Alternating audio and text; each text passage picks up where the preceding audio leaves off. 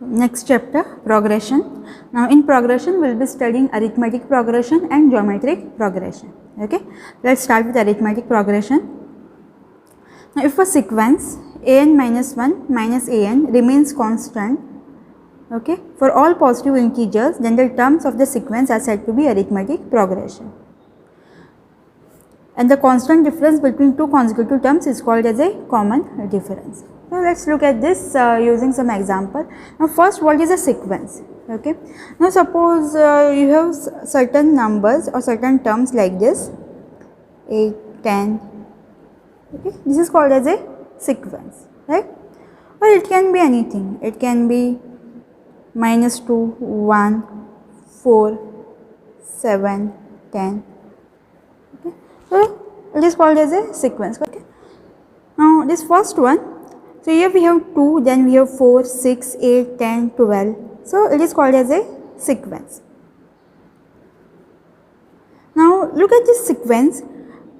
First we have 2 and after 2 we have 4. So suppose I am looking at the difference, here difference is 2. Let me write it again.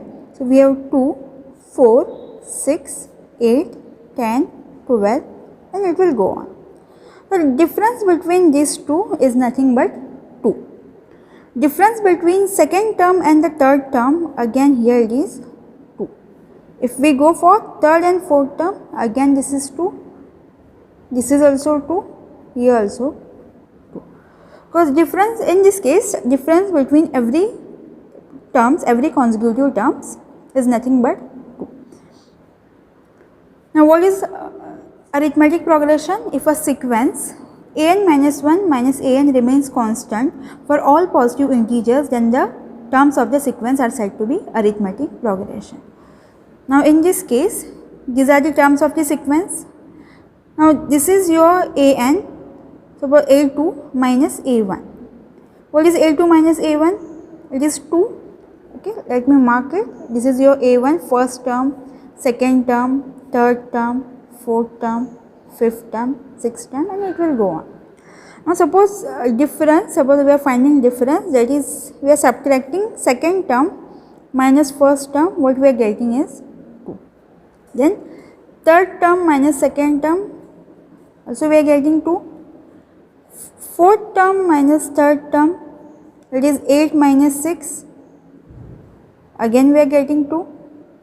Fifth term minus fourth term, 10 minus 8, here also we are getting 2, and so on. So difference in each case is nothing but 2. Okay. So we are getting constant difference, it is called as a common difference.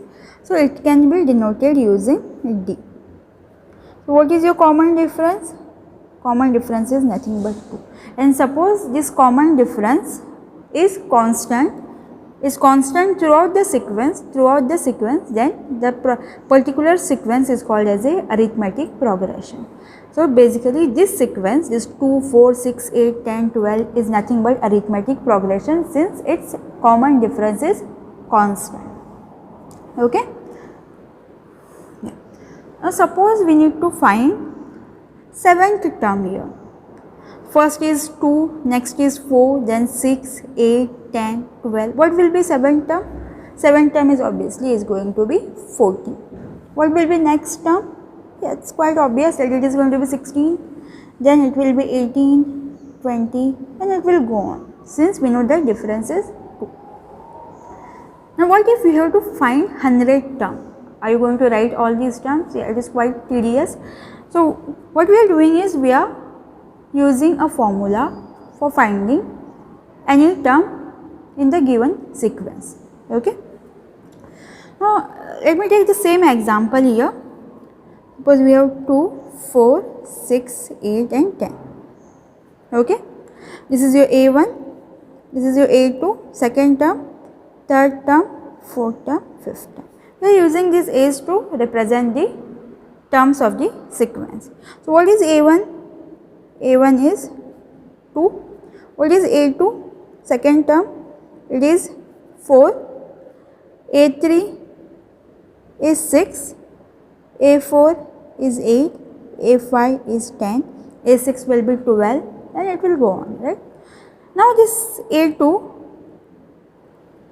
is it okay if I am writing it as, see in this case your difference is 2, so I can write it as 2 plus 2, or we can even write this as A1 plus difference, right, because this 2 plus this 2 is giving us 4. Next, here also difference is 2 and this 4 plus this 2 is giving us 6. So, we can write this as 4 plus 2, which is nothing but A2 plus common difference, 4 plus difference, 4 plus difference. Similarly, we can write this as 6 plus 2, and 6 plus 2 is nothing but A3 plus common difference. So, here we can write it as 8 plus 2, which is nothing but A4 plus common difference. A4 plus this 2 is going to give us 10, right. Now, another way of writing this, say here you are getting 6, in this case you are getting 4, that is 2 plus 2, 4. If I am adding 2 plus 2 plus 2, what we will get is 6. So, if I am adding A1 plus 2 times difference, that is 2 plus 2 times 2 is going to give me 2 plus 4, which is nothing but 6, right. 2 plus 2 plus 2 will give us 6. 2 plus 2 4, 2 plus 2 plus 2 6, 2 plus 2 plus 2 plus 2 is going to give us 8. So, we can write this as A1 plus 3 times difference, is 2 plus 3 times 2, D is nothing but 2, right. So, this will be 2 plus 6, which will give us 8. Now, in case of 10, 2, 4, 6, 8 and 10. So, 4 times D plus this 2, A1 plus 4 times D is will give us this A5. So, 2 plus 4 times 2 will give us 2 plus 8, which is nothing but 10. Right? Now, look at the pattern here. If it is A1, right?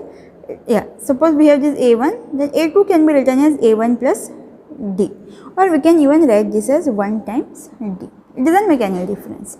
Next A3, A1 plus 2 times D, 2 then 1, 3 then 2, 4 then 3, 5 then 4. So, one term less. Now, suppose I want to find 10th term. Is it okay if I write A1 plus 9 times D? Because A6 will be A1 plus 5D, A7 will be A1 plus 6D, A8 will be A1 plus 7D, A9 will be A1 plus 8D, and A10 will be A1 plus 9 times D. Suppose I am looking at this terms, right, this one, then whatever we have here, whichever term we are finding, it is nothing but one term less. So, A1 plus one term less into D. So, basically we can write An as A1 plus n minus 1 times D.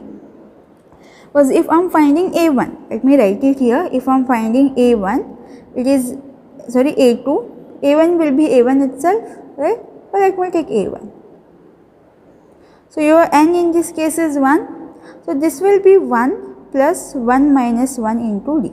So, basically this will be A1 plus 0, which is nothing but A1. So, given a sequence, first we need to know A1, then only we can go further. Suppose I am finding A5. What is your n now? 5. So, if I am substituting here, it will be A1, n is 5. So, A1 plus 5 minus 1 times D. So, A1 plus 4 times D.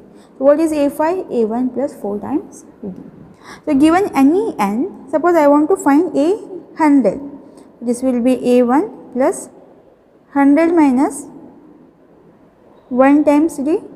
So, which is nothing but A1 plus 99 times D. Then it will go on. So, given any term, if we want to find any term in the sequence, so we can basically use this, and An is nothing but A1 plus n minus 1 times D. And this is called as a nth term of the sequence. Okay, nth term of sequence. or you can even call it as a last term of sequence. So basically we will be using nth term, because whatever n you are substituting, you are going to get that particular term using this particular formula.